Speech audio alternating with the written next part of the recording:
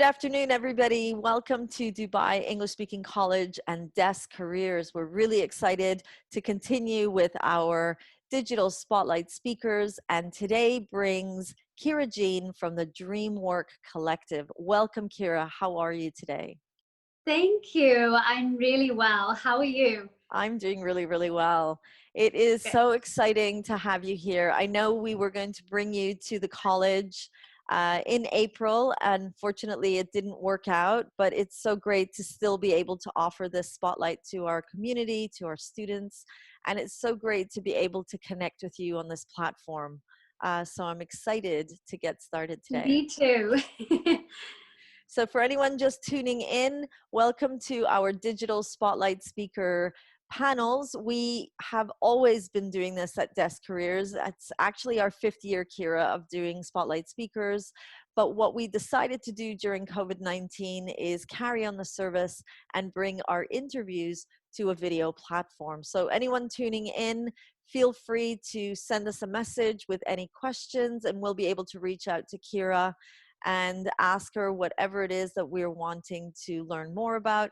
And I know that Kira will definitely want to share whatever wisdom she can to help us better understand the world of publishing. So Kira, tell us all about what it's like to be Kira Jean, what it's like to be a publisher, an entrepreneur, a coach working in the UAE. Tell us whatever it is that you think, yeah, we need to know all about this world. Wow. Well, there's a lot. And as you just said then, like there's a lot of different things that I do. And I remember when I was younger, trying to figure out what was the one thing that I was meant to do in the world.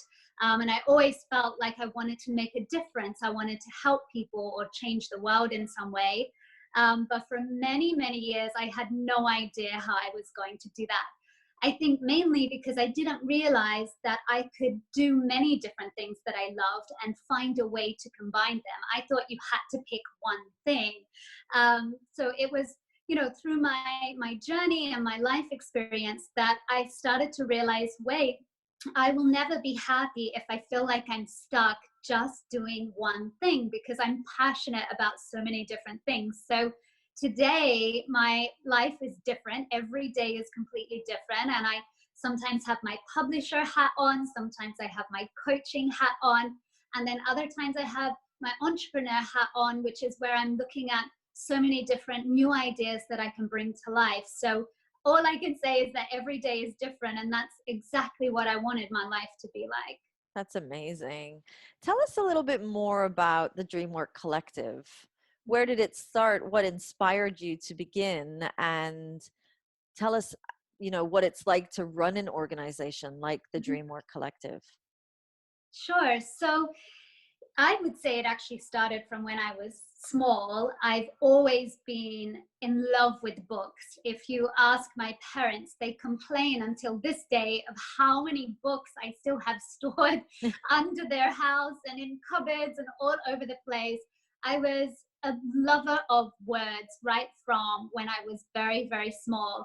But the funny thing is, through school, I was actually a terrible writer. I failed so many writing classes and I loved it so much, but I just wasn't that good at it. And what I came to realize was I couldn't kind of play by the rules when it came to writing. I wanted to be able to be creative. I wanted to share my own stories. And I found a lot of the classes I was taking had all these rules and things like that. Now, at this point, I realized the value in them. But when I was younger, I just didn't know how to put all my words together in a way that made sense. So I would always fail writing at school, even though I loved it so much. But I had this best friend, and through school, she was the most amazing writer. She was so gifted, so natural at it. And she was born to be a writer. But at the age of 28, she passed away. And right before she passed away, she said to me that her biggest regret was that she had never published her own work. So as she left school, she got a job and she was working for other companies doing the writing for them. So she never really stopped and took the time to write her own book and publish it, or even write a blog and publish that. So when she passed away, I was obviously so upset, but I remembered what she had said to me and how that had been a huge regret for her.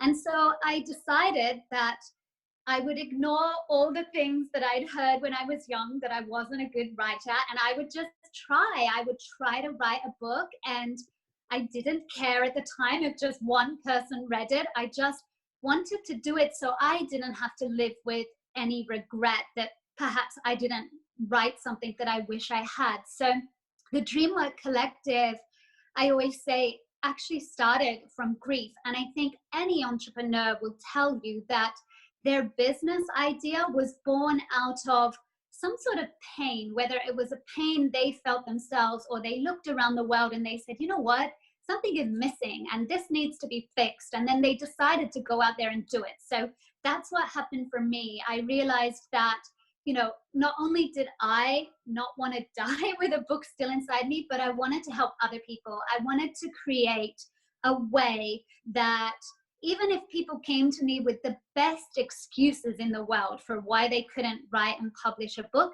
I wanted to make sure my business was like a no excuse zone. So whatever excuse they had, we had an answer for it. And so me and my team, that's what we do every day.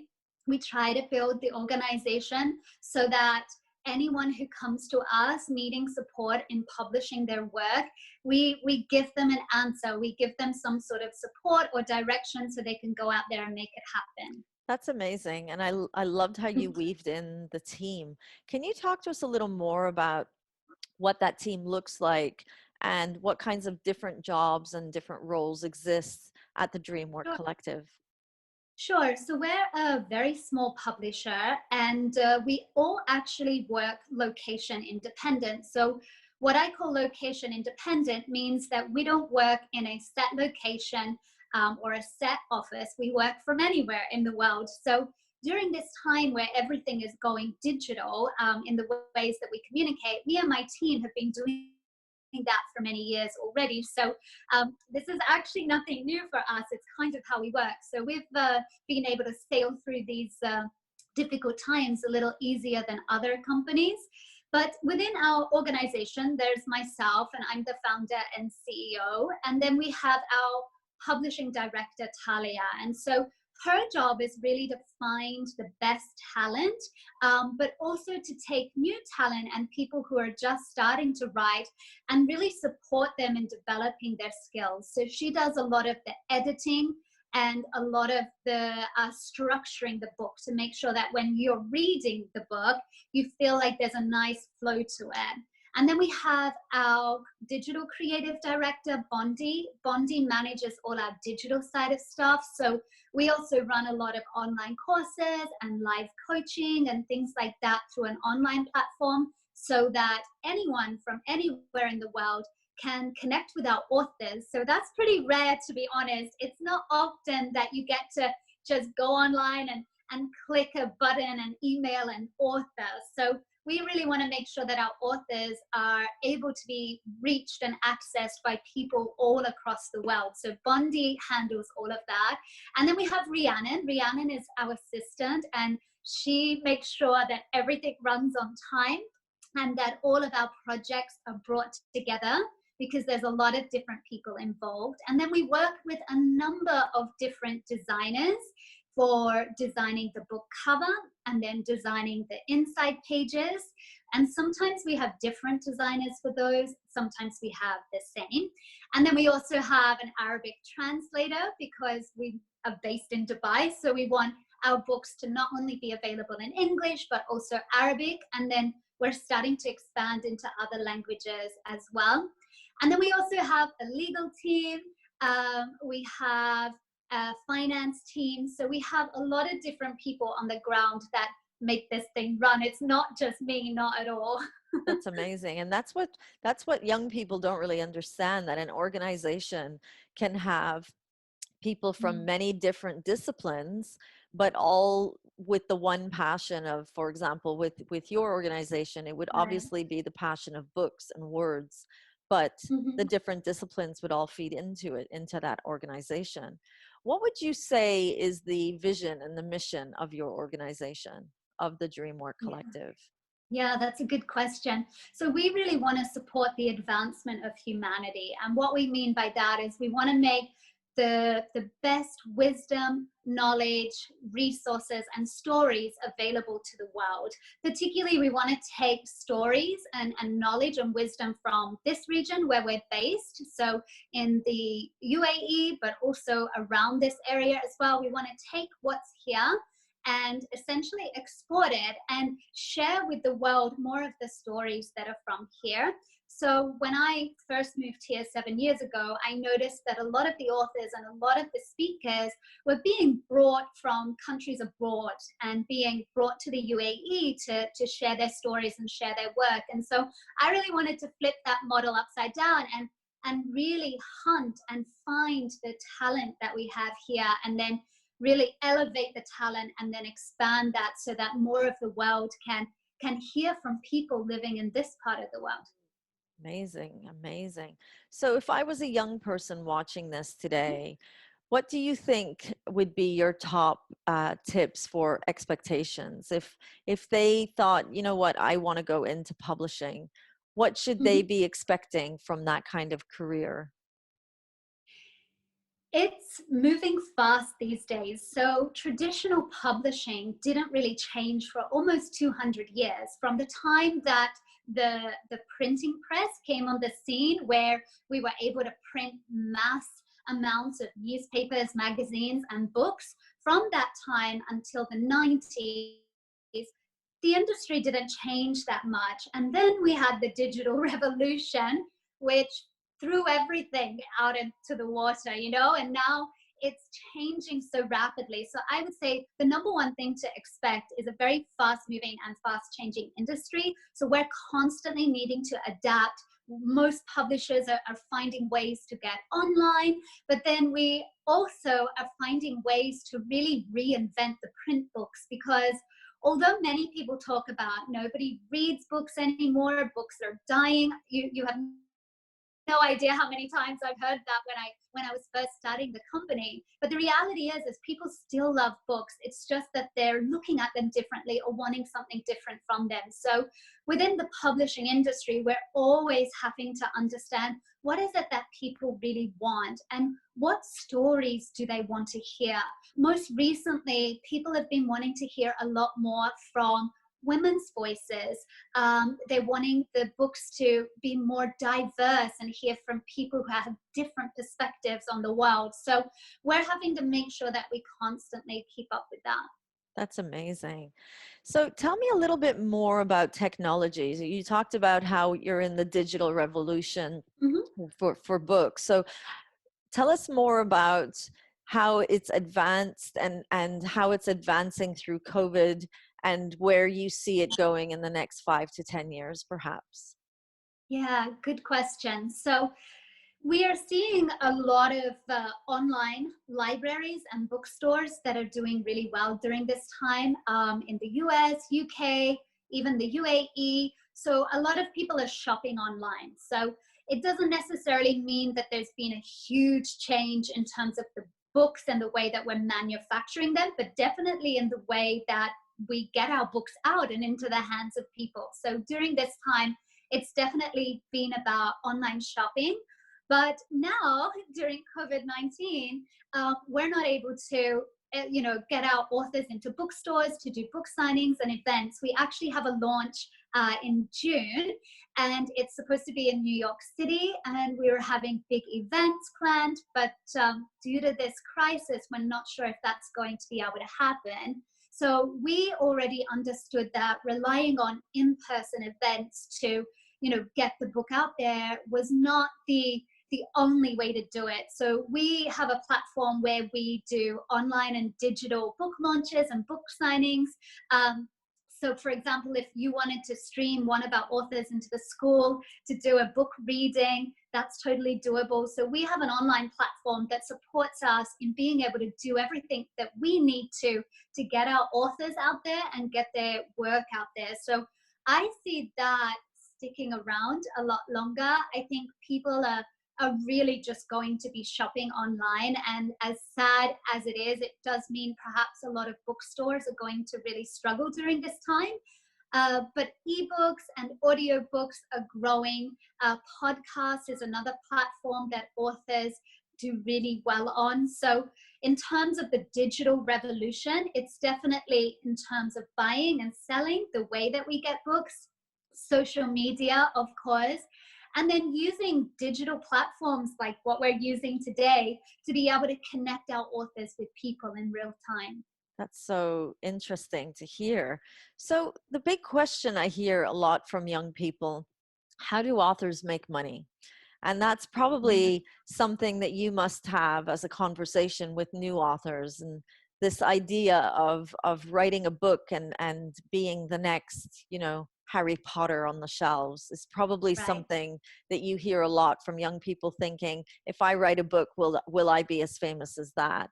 So how do you answer that question to new authors? What kind of discussion do you have when new authors are writing a book and the Mhm. cost involved in it? Right. So often when an author comes to us, by that time, they already have an idea for what their book is about. Many of them have already written their book. So we respect that and we honor that and we take a look at that. But then we kind of reverse the process. And the first question I always ask the author is why? Why do you want to do it? Because if they don't know why, then they may not have the strength to push as much as they need to get to the point of having that finished product.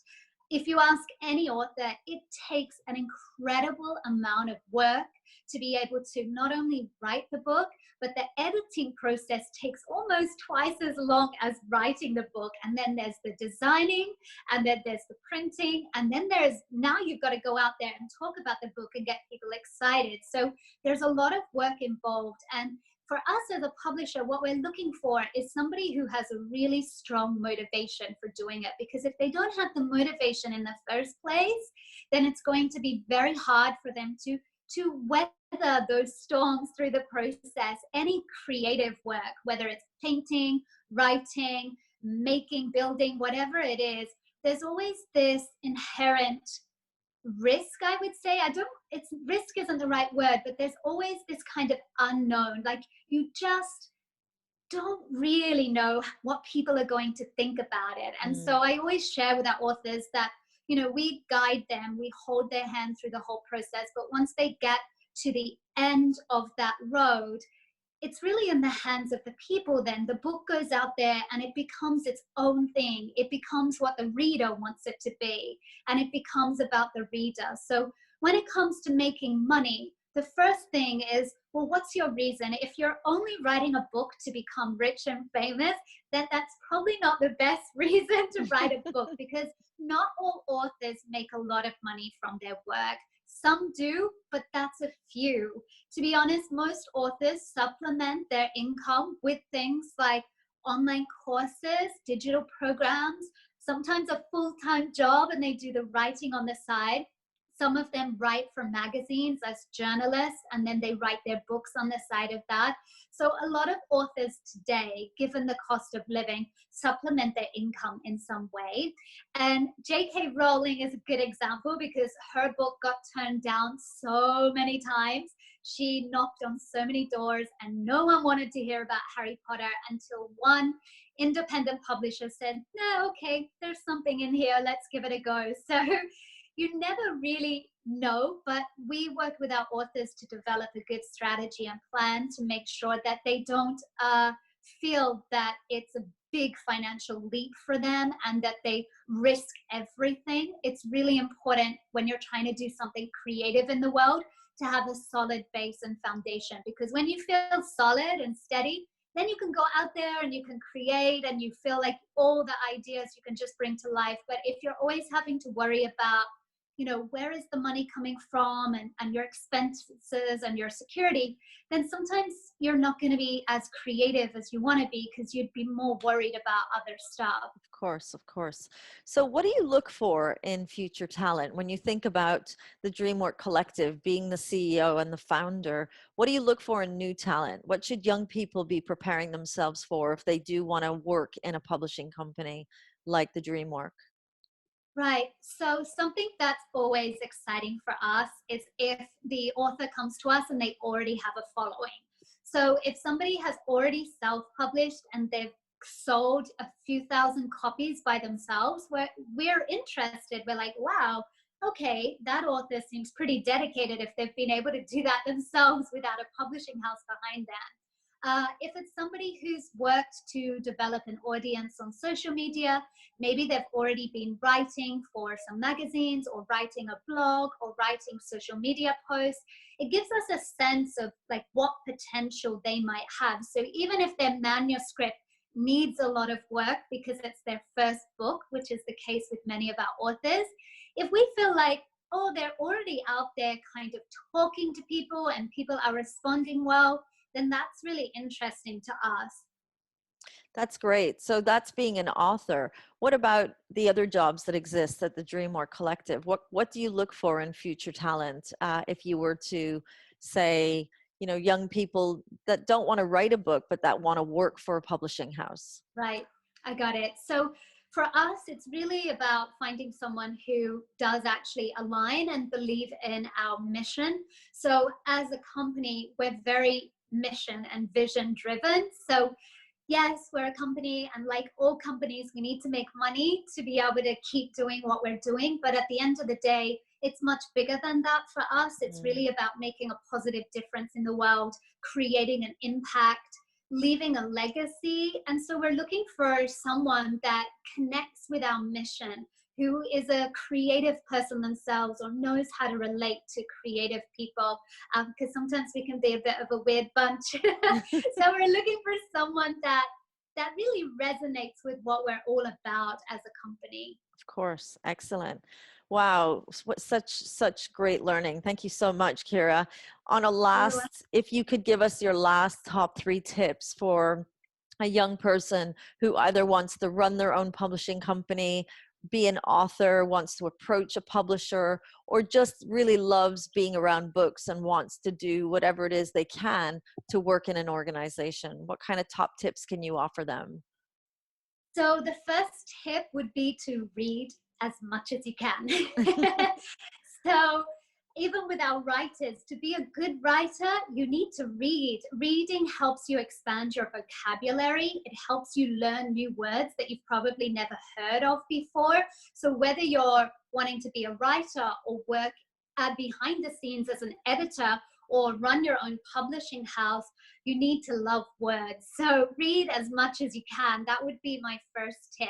The second tip would be to be confident in your abilities, but be honest as well. Mhm. So in the intro, you mentioned I'm a coach. So as a coach, it's kind of our job to be able to read people as well. So I think anybody who's interviewing someone for a job, in that position as an interviewer, it's your job to kind of read the person in front of you. And if you feel like the person is maybe not being honest, then for sure you're not going to feel comfortable hiring them. So if someone comes to me and they're honest, they're like, I may not have all the skills I need, but I have the passion and I have the willingness to learn on the job, then I'm interested. And I would say, okay, great. So I think be honest about what skills you have. And then the last tip would be find something that you are passionate about. It doesn't mean that you have to enjoy every day. Believe me, even though it's my own company, I think about 70% of the work, I'm like, oh